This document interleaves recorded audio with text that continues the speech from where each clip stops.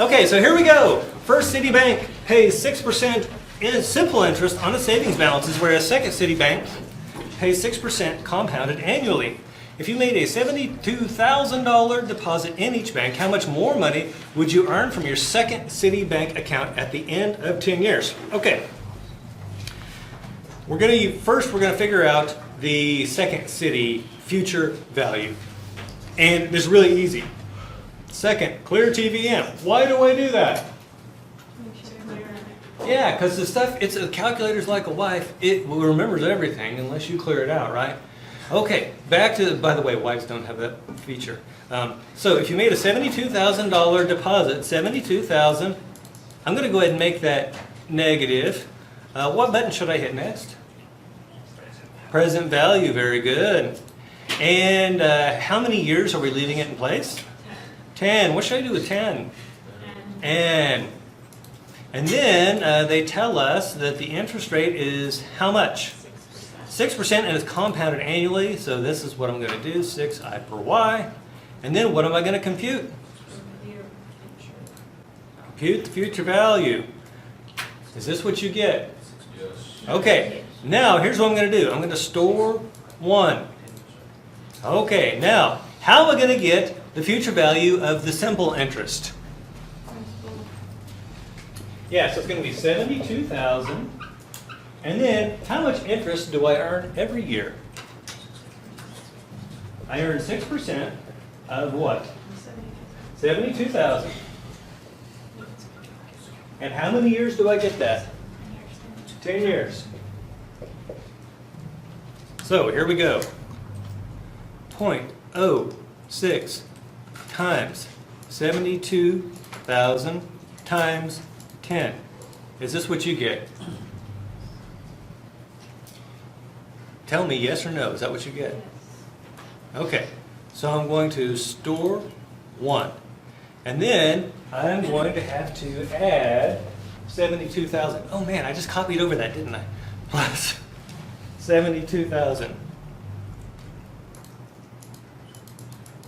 Okay, so the future value here is going to be 115,200. Do you guys get that?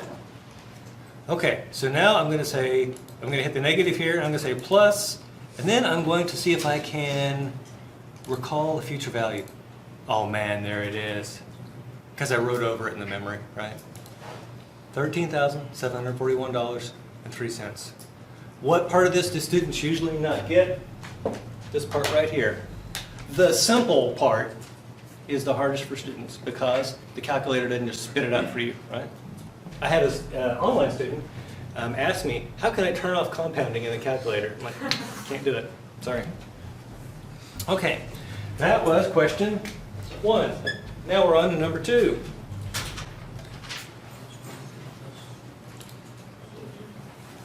For each of the following, compute the present value.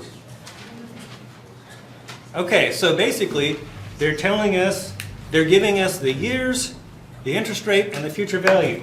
What am I going to do with that? Yeah, plug it in the calculator. Second, clear TVM, 14,851. And I'm going to hit future value. I hit 8. What do I hit next? I per y. And what do I do with 14? And then I compute the present value. Now, why the negative sign? Yeah, it's the sign convention of the TIBA2 plus calculator. Stuff with opposite sign, cash flows with opposite directions have opposite signs. And so you can think of this as you have to deposit that amount of money to get back that future value. Does that make sense? Okay. Now, do I really need to go through each and every one of those? Because we got other fish to fry, right? Now that you know how to do one, you can do them all. Okay, now we're on to number 5.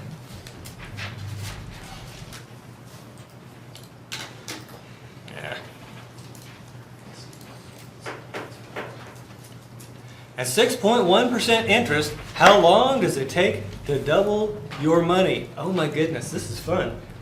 Now, if you remember back to the formulas where we were talking about the interest rate and all that, The true value, the absolute values of future value and present value don't matter. It is the relative value.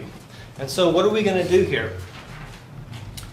I'm going to say second clear TVM, and I'm going to say that my present value is -1.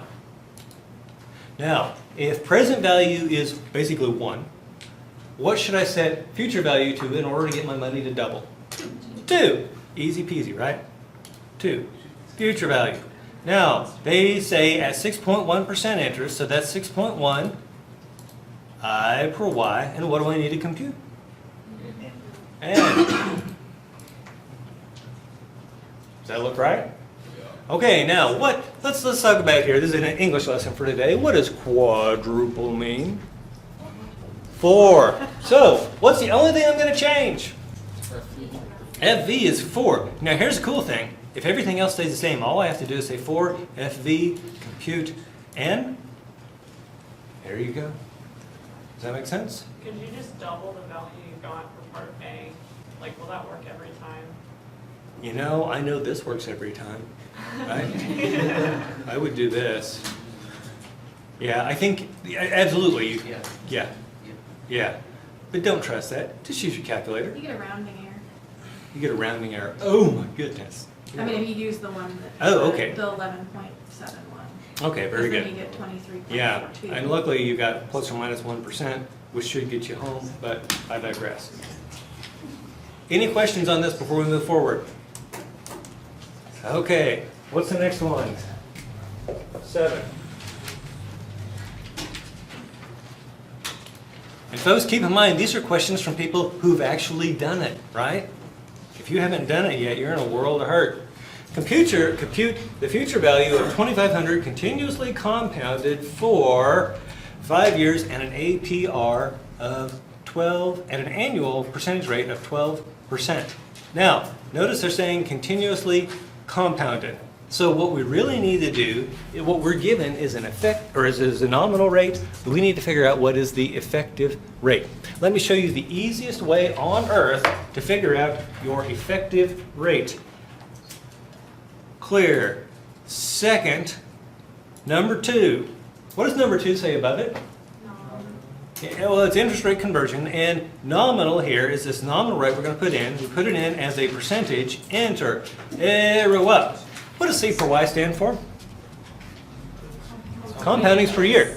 What do I tell you in the lecture you can do to fool your calculator into thinking about infinity, which is, yeah, you just put in all the nines you could think of here, or it'll fit, because that's what continuous compounding means, is compounding an infinite number of times per year.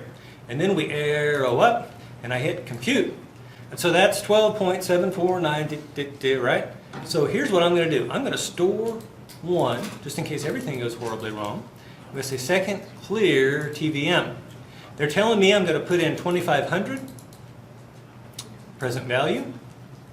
I'm going to, so now I'm going to recall 1, put that in as my I per Y, because we use the effective rate, because there are no payments in the middle of the year. Now, they're asking us for 5 years, 5N. What do I calculate now? Future value. Yeah, compute the future value. Man, are we good or what? Yeah. We fooled the calculator. We didn't have to do any exponential stuff. I can tell you're unimpressed. My calculator's messed up. Like, I do exactly what you say, and I get it wrong. So Okay, can you come by this afternoon during office hours? Yeah. We will do the purification ritual. I've tried. I think it's And cursed. yeah, well, if it is cursed, then we'll need to cast it out into the darkness and get you a new one, right? Yeah. Okay. Or burn it. Or burn. Yeah, very good. He knows that the only way to drive out, no, that's not true. Okay, back to the story. Technically, you have to burn it every year. There's a lot of deductions. Okay. We can ask our neighborhood Wiccan later on. Does there have to be a crossroads at midnight and some other shit? Okay, back to the story, because we got to get moving here. Do you guys need to see another one of those, or is that enough? Okay, you got the key. So that means number 7 is gone. Now we're on to number 9.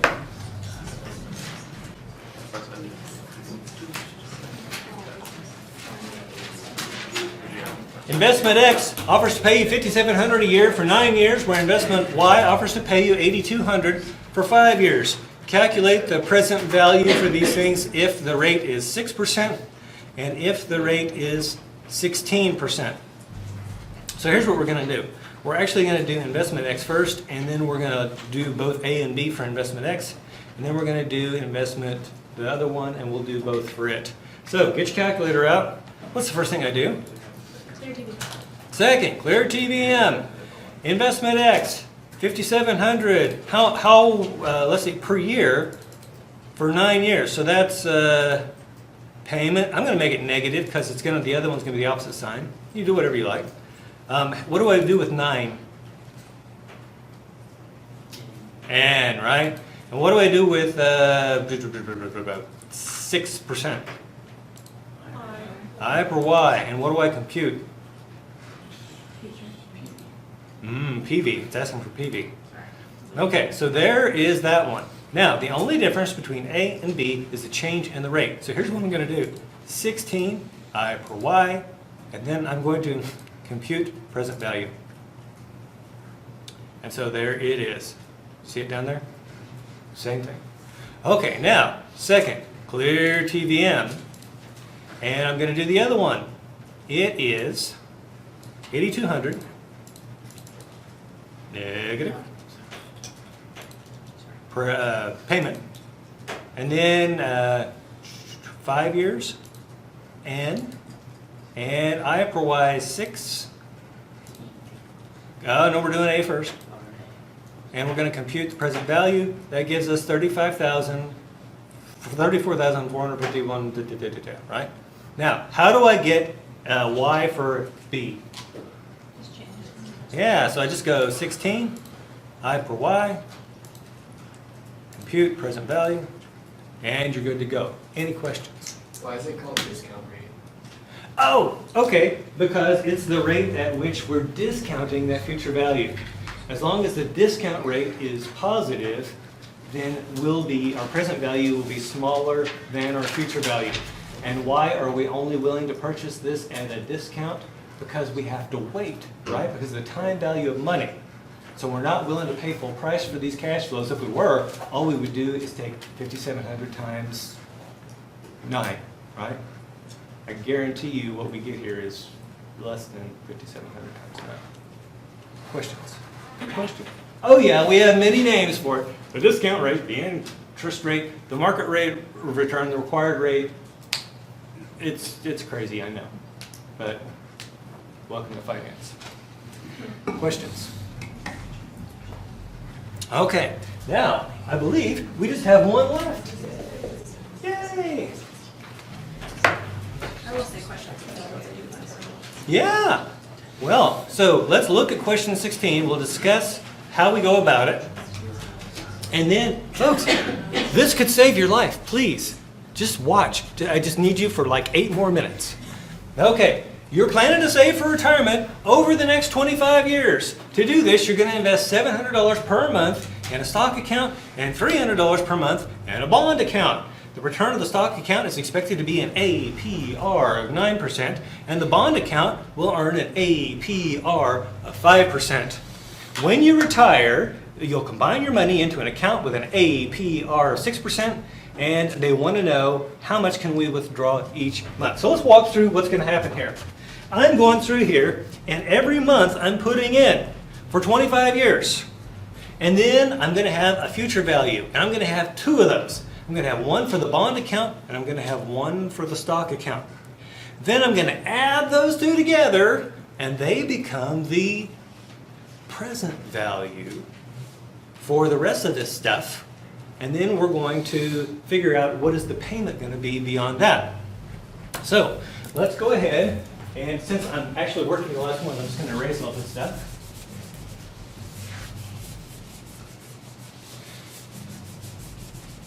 So we need the future value bond, and we need the future value of stock, and that's going to be the present value of the retirement account. So first thing let's do is figure out that future value of the let's see, we'll start with the bonds.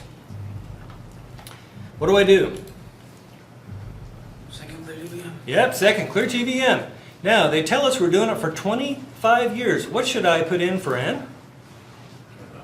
Wrong. No, 30. It's 100. 25 times 12. Y times 12. So it's not matter. Yeah, so we're doing this monthly, right? Okay, so that's N. And how much is that bond? It's returning 5%. What do I put in for I per Y? 5 divide by 12. Because APR is the sub-period rate times the number of sub-periods in the year. And so if I divide by the number of sub-periods per year, that gives me the sub-period rate, right? And so we're going to say 5 divide by 12 equals, and I'm going to hit I per Y. Got to hit equals because for some reason it doesn't work otherwise. So now we've got N, we've got this. What's the other thing we need to throw in here? Yeah, the monthly payment. I'm going to make it negative since I'm putting money into this pig. And going to hit payment. And then what do I compute? Compute future value. I'm getting $178,652.90. Does that make sense? Was that what you get? Okay, I'm going to store that as number 1. And I'm going to write number 1 right here. Now, what's the next thing I need to do? Yeah, the stop. Now, let's talk about this. The number of periods is exactly the same, right? What are the two things that are different? Yeah, the I over Y and the payment, right? And so the return on our stock stuff is supposed to be, what, 9%? So 9 divided by 12 equal I per Y. What's the other thing that's different? 700 PMT. What should I compute now? Compute future value. I'm getting 784,000. Is that what you get? Okay, I'm going to say store. Oh, wait a minute. I'm going to hit negative here. And then store 2, right? Because if I recall 1, yeah, there we go. Okay, so this is now in location 2. What do I do to get the present value? On my calculator. Yeah, add them up. What button do I hit first? Recall.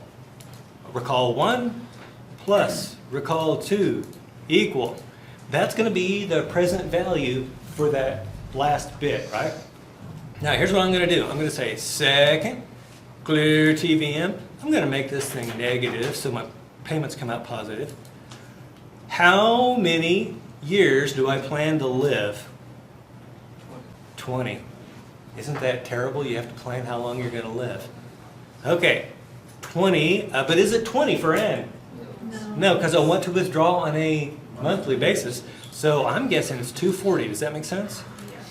Okay, now you're going to be getting an APR 6%. Is that I per Y? 6 divided by 12 equal I per Y. And then what should I compute?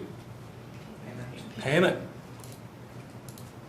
Looks like I could pull out $6,902.37 per month. Does that help you? Yeah, but I figured out it's because my calculator. I think other people wanted to see it too, Yeah. so don't feel bad. We really do need to, in fact, just come up after class and we will, Okay. right? Questions?